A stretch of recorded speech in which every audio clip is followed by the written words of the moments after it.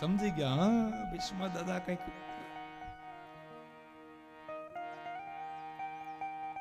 ફટાફટ દ્રૌપદીને બોલાવી, દ્રૌપદી અહીંયા આવ. હા કૃષ્ણ, શું થયું? સખી એક કામ કર.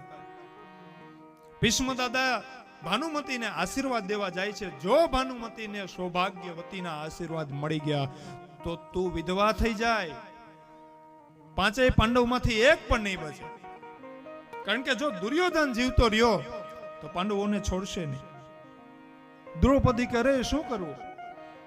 કાંઈ નથી કરવું. ભાનુમતીને આશીર્વાદ આપવા ભીષ્મ પિતામહ એની કુટીરમાં બોલાવી છે. એ ભાનુમતીને આશીર્વાદ આપે એ પહેલા એ સૌભાગ્યવતીના આશીર્વાદ તું ભીષ્મ દાદાથી લઈ લે.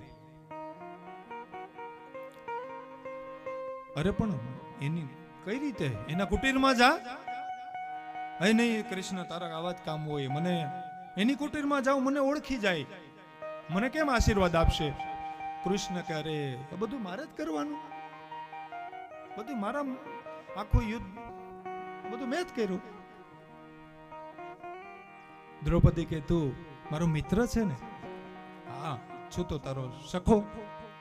દ્રૌપદી કૃષ્ણને સખા કહે છે અને કૃષ્ણ દ્રૌપદીને સખી કહે છે. નિર્મળ પ્રેમ છે, નિશ્ચલ પ્રેમ છે, વિકાર વિનાનો, કામ વિનાનો પ્રેમ છે.